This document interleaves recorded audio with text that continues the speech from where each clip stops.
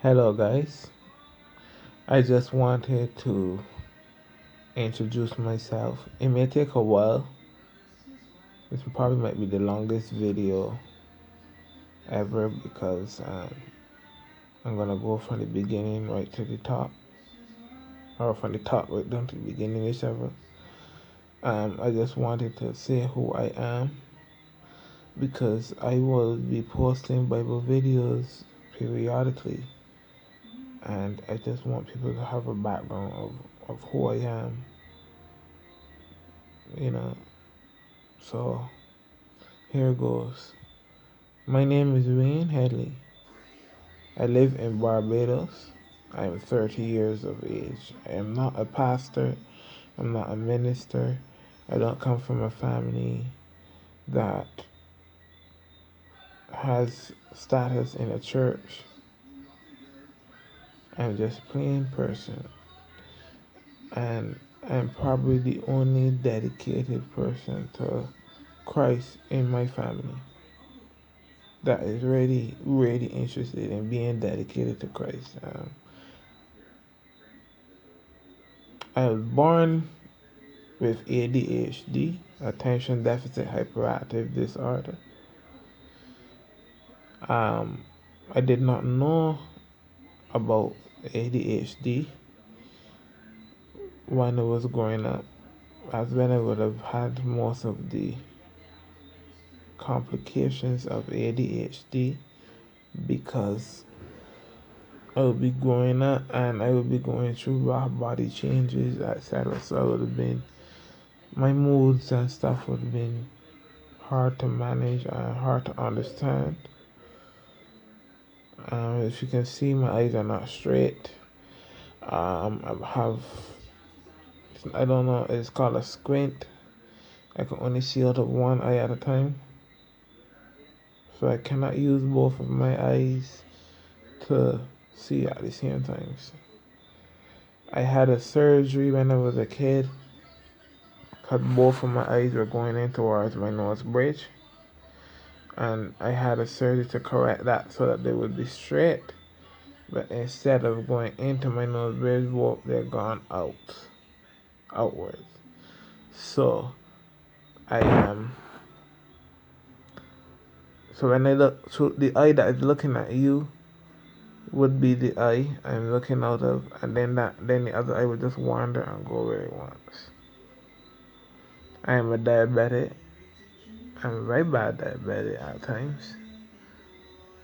Um, but I just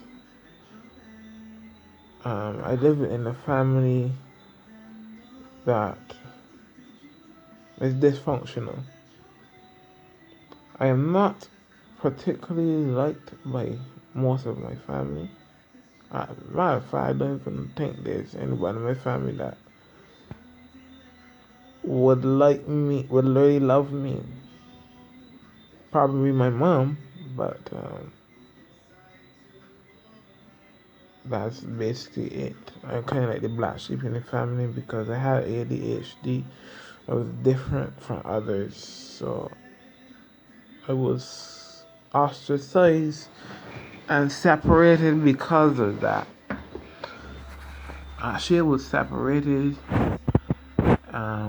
in my neighborhood actually, because I'm from Barbados, and growing up you see the children outside playing in the street and you go to join, and their parents don't like you or don't understand who you are, and they will call in their children and do their best to keep the children away from me. And it only took me to when I was in my teens to realize that that was actually what was really going on. I left school when I was 13 because it was disruptive, aggressive. So I didn't really stay in school a lot.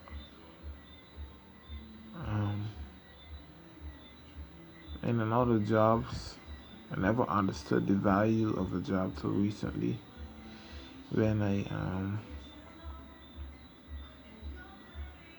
and I'm more in need of money for basic needs like buying insulin, buying food, taking care of personal needs, When I become a man and I understand the importance of money and the importance of keeping a job, that's when I start to appreciate jobs better. But because I probably burned those bridges by not appreciating the jobs I had in the past, I probably burned them bridges, and I'm paying as a result. Because Barbados is a small country, so not many people are forgiving in Barbados. I tell you this, Barbados is probably the most unforgiving country in the Caribbean. Probably one of them. Because I heard of Jamaica and other places that are worse. My mother is a diabetic. And recently this year she's been diagnosed with heart failure. So I get scared a lot. Because I don't know when her day is gonna come. And I don't have a job. I don't have much family. I don't have a source of income. My father doesn't want to be a father anymore to me. So there are times when he would help and there are times when he wouldn't. And my aunts and stuff overseas, their mindset is he's not my child, so he has two parents, let them raise him. So I have aunts and cousins overseas that own businesses here, open businesses here, and they hire everybody else. I never ever said that, and I'm opening a business in July. If you want to become a cleaner, or dishwasher, security, help me lock up the place, I could give you a few dollars a month, a week, for doing that. They never offered me that. And you can't miss what you never had. But it hurts to know that your own kin would forsake you and give other people like outside of your family jobs, knowing that you struggle. But I'm still here. I'm still alive. I still appreciate every day that I'm alive.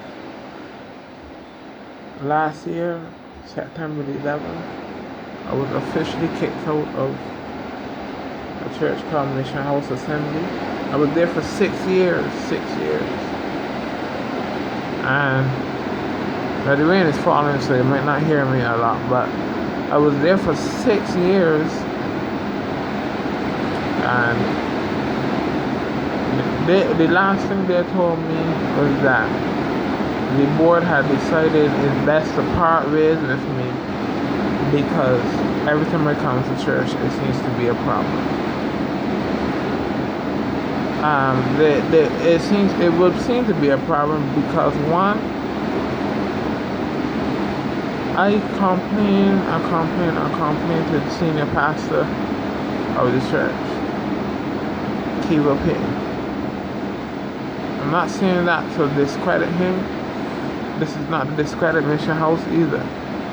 But there are many times I come to him, we sit down the park, tears in my eyes, I'm upset at things that people would say or people would do, and I would ask for him to think, and he would tell me, just leave it to God, just leave it to God. And that's to God.